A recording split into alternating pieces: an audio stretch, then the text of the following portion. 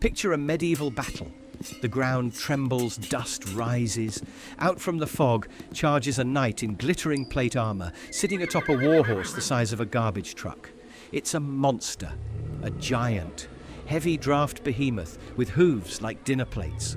It's epic, it's movie magic, and it's complete nonsense. If Sir Lancelot actually rode a horse that size into a medieval battle, he'd end up dead in about 4 minutes flat. Hollywood lied to you.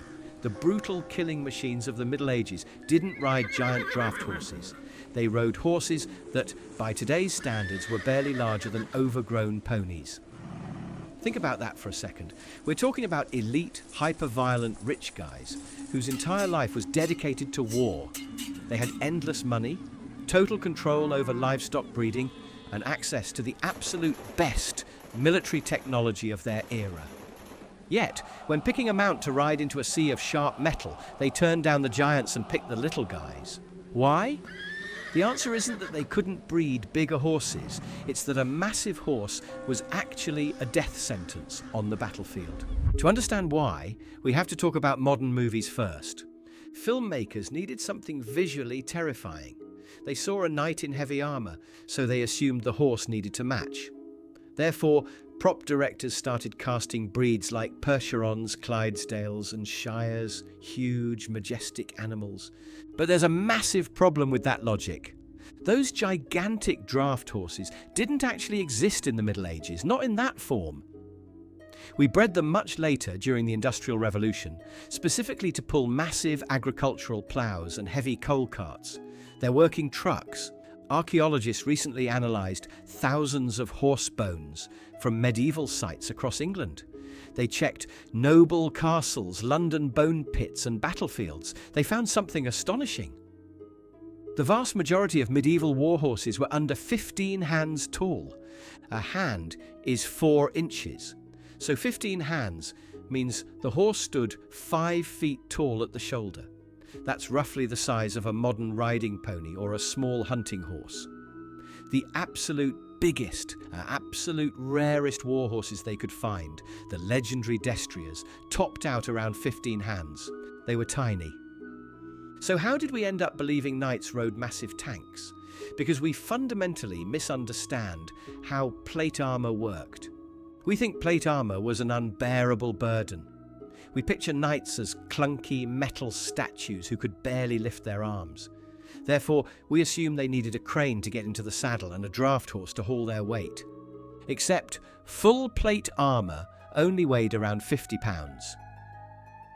That weight was distributed across the knight's entire body. A modern firefighter carries more weight into a burning building. An infantry soldier in modern combat carries 70 pounds of gear. Knights could run, jump, cartwheel and mount a horse without help. They didn't need a heavy tow truck. They needed a vehicle that wouldn't get them killed. Which brings us to the first reason tiny horses won: getting back up. Picture yourself in the middle of a chaotic battle. You're wearing iron plates, it's hot, you're sweating, and the ground is a soupy mess of mud, blood and horse manure.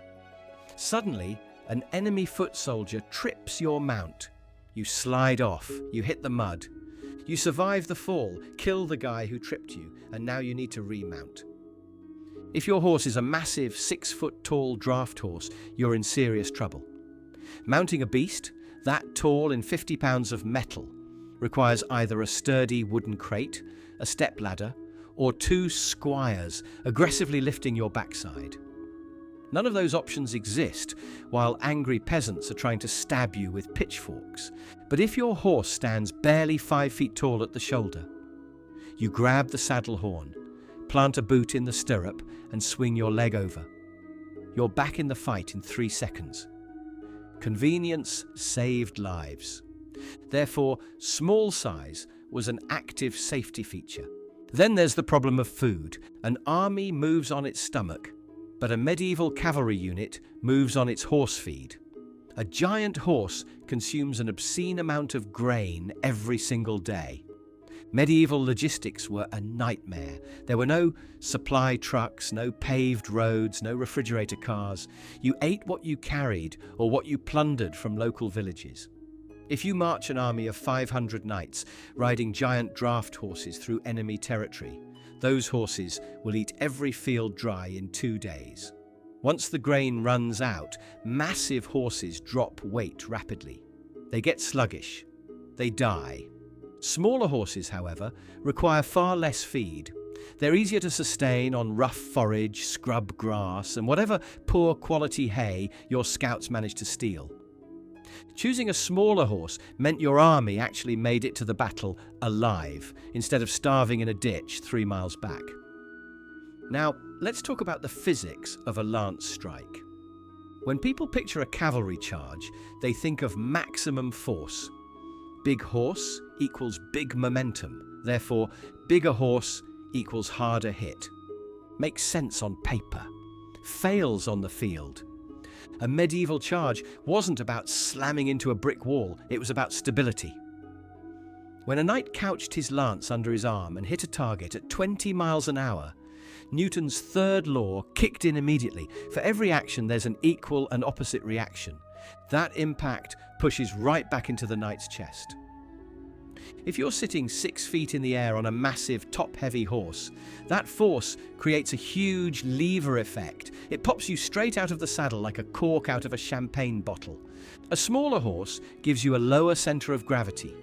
You sit closer to the ground, firmly wedged in a deep, high-backed wooden saddle. When you hit the target, the shock absorbs into the horse's entire frame, not just your lower back. You stay mounted. The other guy doesn't. And then there's the mud. Medieval battles almost always turned into slop. Rain, churning hooves, thousands of marching boots. The field quickly became a swamp. A giant, heavy draft horse sinks badly. Its immense weight pushes its hooves deep into the mire, trapping it like a semi-truck stuck in wet sand. A smaller, lighter horse stays on top of the turf. It turns faster. It stops quicker. Think of it like combat vehicles. A giant draft horse is a heavy dump truck. A medieval warhorse was a rally car. In a tight, filthy melee where foot soldiers are lunging at your legs with poleaxes, you don't want a dump truck. You want something agile enough to spin on a dime and kick a guy's teeth in before he can swing a knife. Because these horses weren't passive rides, they were active weapons. A proper warhorse, a Destrier or a Courser, wasn't trained to be gentle. It was an aggressive stallion taught to bite, stomp, and leap into crowds of infantry. A smaller, angry stallion with quick reflexes is a terrifying blender of teeth and iron-shod hooves. A massive draft horse is just a slow target. So why did knights keep these smaller, fiery stallions instead of huge beasts? Because medieval nobles weren't stupid. They didn't care about looking like a giant on a parade mount when real life was on the line. They cared about survival, maneuverability, and endurance. They spent equivalent fortunes on these specific animals, sometimes paying the cost of an entire estate for a single top-tier stallion. Not because it was big, but because it was precisely tuned for the brutal reality of hand-to-hand combat. They had different horses for different jobs. They rode smooth, easy-pacing horses called palfreys to travel across the country so their backs wouldn't break. They used pack horses called sumpters to carry their gear. And when the trumpet sounded, they stepped onto their nimble, fierce, 5-foot-tall warhorses to fight. The grand irony of history is that we replaced truth with cinematic spectacle. We decided that heavy steel meant heavy horses, ignoring the fact that real warriors cared about winning, not looking massive on a movie poster. The terrifying knight of the Middle Ages didn't thunder toward his enemies on a mountain of horseflesh. He came at them fast, low, and completely unstoppable, riding an aggressive, deadly little sports car of an animal that could ruin your day before you even realized how small it was.